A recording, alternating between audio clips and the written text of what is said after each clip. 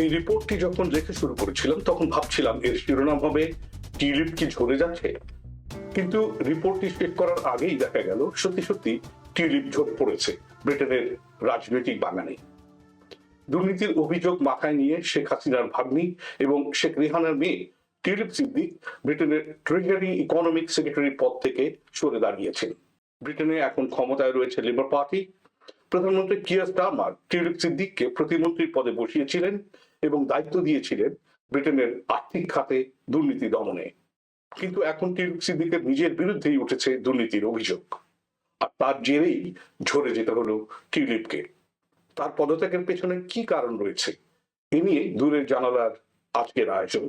আপনাদের সাদর সম্ভাষণ জানাচ্ছি আমি মাসুদ হাসান খান। আশা করি ভিডিওটা পুরোটা দেখবেন, ভালো লাগলে লাইক দেবেন, শেয়ার করবেন এবং চ্যানেলটি সাবস্ক্রাইব করবেন।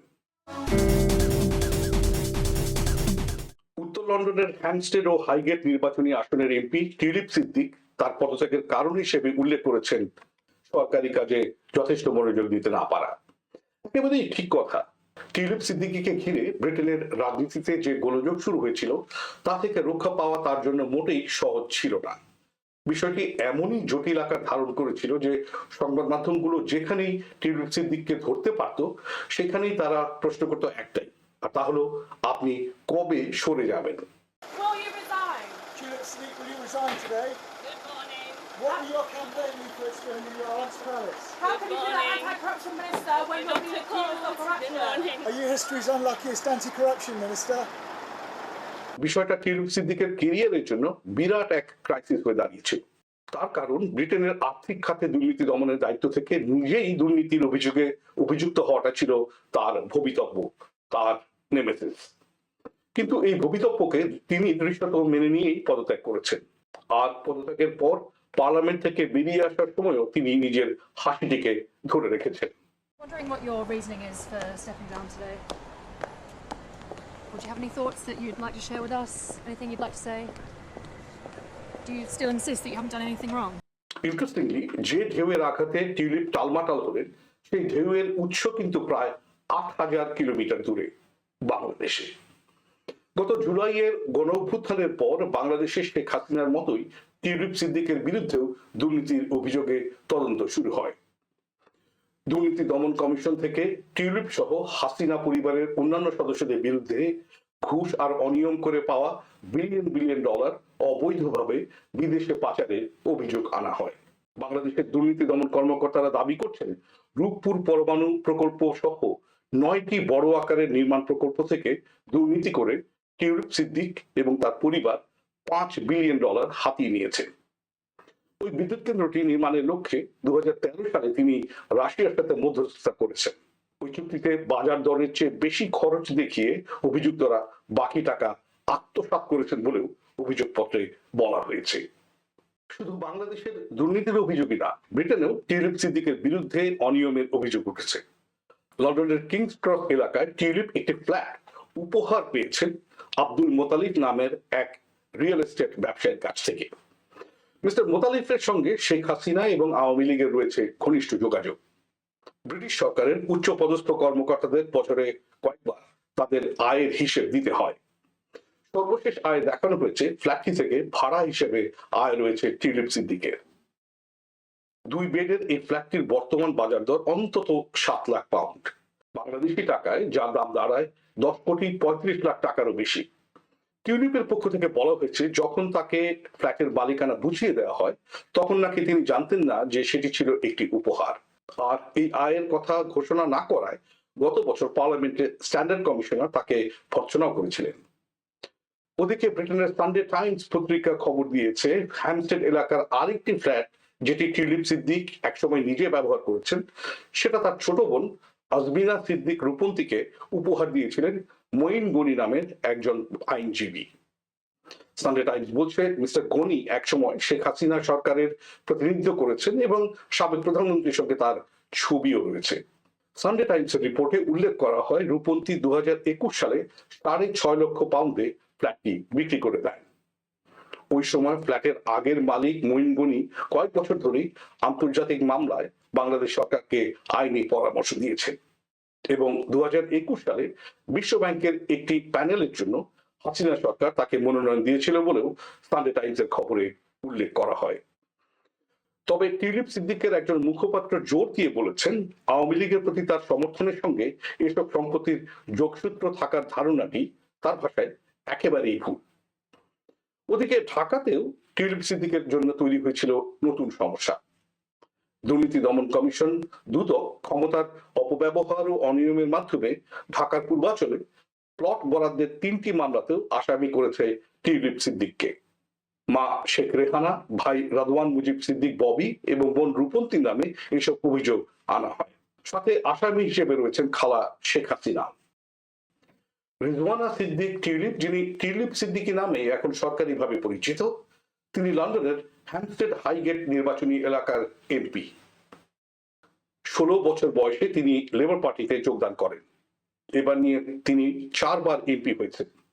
উইকিপিডিয়ার তথ্যে যদি কোনো ভুল না থাকে তাহলে এমপি হওয়ার আগে 2009 সালের দিকে টিউলিপ সিদ্দিক ব্রিটেন এবং ইউরোপের আওয়ামী লীগের রাজনৈতিক লবিং ইউনিট এবং ইলেকশন স্ট্র্যাটেজি ইউনিটের হয়ে কাজ করেছিলেন এবং দাবি করেছিলেন যে তিনি আওয়ামী লীগের একজন মুখপাত্র। আর ফিনান্সিয়াল টাইমস পত্রিকার এক রিপোর্টে বলা হয়েছে, ব্রিটেনে একাধিক সাধারণ নির্বাচনে ব্রিটেনে আওয়ামী লীগ কর্মীরা টিউলিপ সিদ্দিকের পক্ষে প্রচারণা চালিয়েছিলেন। এর মধ্যে রয়েছে গত বছরের নির্বাচনও, যে নির্বাচনটি লেবার পার্টিকে ক্ষমতা পৌঁছে দিয়েছে বলে পত্রিকাটি উল্লেখ করেছে। 2015 সালে লন্ডনের শেখ হাসিনার সম্মানে আওয়ামী লীগের এক অনুষ্ঠানে টিউলিপ সিদ্দিককে বলতে শোনা গেছে, আপনাদের সাহায্য না পেলে আমি কখনোই এখানে ব্রিটিশ এমপি হিসাবে দাঁড়াতে পারতাম না। টিউলিপ সিদ্দিককে ভোটে জেতানোর পেছনে লন্ডনে আওয়ামী লীগ সমর্থকদের ভূমিকা নিয়ে সে সময় চ্যানেল 4 টেলিভিশন একটি রিপোর্টও প্রচার করেছিল। As we've seen, she routinely accompanies her prime ministerial aunt to political events at Westminster. She also continues to engage with the Awami League, the Bangladeshi party led by her aunt. A kiss from her aunt, the Prime Minister, for the newly elected MP Tulip Siddiq in 2015. It's an Awami League rally and she explicitly thanks them for making her election possible as a British MP. আপনাদের সাহায্য ছাড়া আমি কখনোই British MP হিসাবে এখানে দাঁড়াতে পারতাম না। আর এমপি হওয়ার পর আওয়ামী লীগের সাথে তার সেই অতীত সম্পর্কই এখন টিউলিপ সিদ্দিককে তাড়া করে বেড়াচ্ছে। এ ব্যাপারে বিবিসি সম্প্রতি একটি রিপোর্ট প্রকাশ করেছে, যেখানে উল্লেখ করা হয়েছে রূপপুর পরমাণু কেন্দ্র দুর্নীতির অভিযোগটি প্রথম শোনা গিয়েছিল জাতীয়তাবাদী গণতান্ত্রিক আন্দোলন এনডিএম এর নেতা ববি হাজ্জাজের কাছ থেকে। তিনি ব্যবসায়ী মুসা বিন শমশেরের ছেলে। মিস্টার হাজ্জাজের এক বোনের বিয়ে হয়েছে শেখ সেলিমের ছেলের সাথে। কিন্তু রূপপুর পরমাণু কেন্দ্রের দুর্নীতি নিয়ে ঠিক কি বলেছিলেন ববি হাজ্জাজ, আসুন সেটি শোনা যাক। টিউলিপ সিদ্দিকীর বিরুদ্ধে আইনি বিচার যুক্তরাজ্যে হবে, সজীব ওয়াজেদ জয়ের বিরুদ্ধে আইনি বিচার যুক্তরাষ্ট্রে হবে। তারা বিশাল আকারে অর্থনৈতিক লুটপাট করেছে বাংলাদেশ থেকে। যারা বাংলাদেশের বিরুদ্ধে এই যে 3টা বিশাল অপরাধ করেছে, গণহত্যা, ভোট চুরি এবং অর্থনৈতিক লুটপাট, তাদেরকে বিচারাধীন না আনা পর্যন্ত আমরা বিশ্রামে যাব না, সেটা এই দেশের মাটিতে হোক বিদেশের মাটিতে হোক। বাংলাদেশের দুর্নীতি দমন কমিশন রূপপুর করাপশন নিয়ে আদালতে যে নথি জমা দিয়েছে তাতে দেখা গেছে 2013 সালে রাশিয়ার সাথে চুক্তিতে মধ্যস্থতা করার জন্য ববি হাজ্জাজ টিউলিপ সিদ্দিককে অভিযুক্ত করেছেন। এইসব দলিলে দাবি করা হয়েছে ওই চুক্তির মাধ্যমে অর্জিত ঘুষের অর্থের 30% বিভিন্ন ব্যাংক এবং বিদেশি কোম্পানির এক জটিল নেটওয়ার্কের মাধ্যমে টিউলিপ সিদ্দিকী সহ হাসিনা পরিবারের অন্যান্য সদস্যদের মধ্যে বিতরণ করা হয়েছে।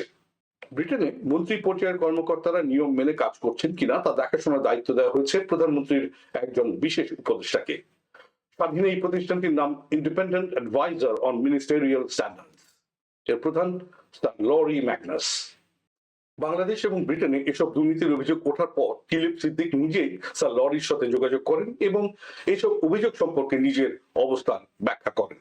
সবকিছু দেখে শুনে এরপর মিস্টার ম্যাগনাস প্রধানমন্ত্রী কিয়ার স্টারমারকে একটি চিঠি লিখেছেন। সেখানে তিনি বলেছেন, তদন্ত প্রক্রিয়াতে বেশ কজন প্রাসঙ্গিক ব্যক্তির সাথে গভীরভাবে আলোচনা করা হয়েছে এবং বিস্তারিত তথ্য পর্যালোচনা করা হয়েছে। কিন্তু দলিলপত্রের অভাব এবং সময়ের ব্যবধানের মানে হলো, তার ভাষায় দুর্ভাগ্যবশত মিডিয়াতে সম্পত্তির যেসব বিষয় উল্লেখ করা হয়েছে সে সম্পর্কে আমি পুরোপুরি সন্তোষজনক উত্তর খুঁজে পাইনি, এবং ব্রিটেনে টিউলিপ সিদ্দিকের সম্পত্তির মালিকানা কিংবা দখল সংক্রান্ত প্রশ্নে আওয়ামী লীগ কিংবা এর কোনো সহযোগী সংগঠন অথবা বাংলাদেশ রাষ্ট্রের সাথে কোনো ধরনের অস্বাভাবিক আর্থিক লেনদেনেরও কোনো প্রমাণ পাইনি। তাহলে টিউলিপ সিদ্দিককে কেন সরে যেতে হলো? তার বিরুদ্ধে সম্ভবত সবচেয়ে ক্ষতিকর মন্তব্যটি করা হয়েছে এক লাইনে। সেখানে স্যার লরি ম্যাগনাস বলেছেন, টিউলিপ সিদ্দিক যে ধরনের দায়িত্ব পালন করছে এটা দুঃখজনক যে বাংলাদেশের সাথে তার পরিবারের ঘনিষ্ঠ সম্পর্কের ফলে তার নিজের এবং ব্রিটিশ সরকারের বিরুদ্ধে যেসব ঝুঁকি তৈরি হতে পারে সে সম্পর্কে তিনি আরো বেশি সজাগ থাকতে পারেননি। টিউলিপ সিদ্দিককে সরে যেতে হলো এই গুরুতর ল্যাপসের কারণে। তাহলে এখন প্রশ্ন হলো, ভবিষ্যতে কি রয়েছে টিউলিপ সিদ্দিকের ভাগ্যে? প্রতিমন্ত্রীর দায়িত্ব তিনি ছেড়ে দিয়েছেন ঠিকই, কিন্তু তিনি এমপি থাকছেন। তার রাজনৈতিক কেরিয়ারের উপর এটা একটা খুব বড় কালো দাগ। কিন্তু তার ব্যাপারে সিদ্ধান্ত হবে আগামী সাধারণ নির্বাচনে 2029 সালে, আর সেই সিদ্ধান্তটি নেবেন হ্যামস্টেড এবং হাইগেট নির্বাচনী আসনের ভোটাররা। কিন্তু এরই মধ্যে বাংলাদেশের দুর্নীতি বিরোধী তদন্তের অগ্রগতি কি হয়, আর সেখান থেকে টিউলিপ সিদ্দিকের ব্যাপারে নতুন কোনো প্রশ্ন ওঠে কিনা সেটাও বিবেচনায় রাখতে হবে। অন্যদিকে ব্রিটেনে টিউলিপ সিদ্দিকের পদত্যাগের ইস্যুতে বিরোধী দল কনজারভেটিভ পার্টি আর কোনো কথা বলবে কিনা সেদিকেও নজর থাকবে সবার।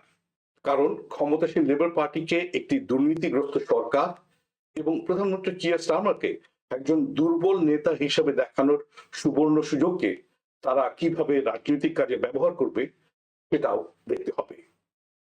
দূরের জানালার এই আয়োজন সম্পর্কে আপনাদের কোনো মতামত থাকলে আপনি কমেন্ট বক্সে তা জানাতে পারেন, আর ভালো লাগলে শেয়ার করতে পারেন এবং চ্যানেলটি সাবস্ক্রাইব করতে পারেন। আপনার সমর্থন আমাকে আরো নতুন নতুন কন্টেন্ট তৈরিতে উদ্বুদ্ধ করবে। দেখা হবে আগামী আয়োজনে। সে পর্যন্ত ভালো থাকুন, সুস্থ থাকুন।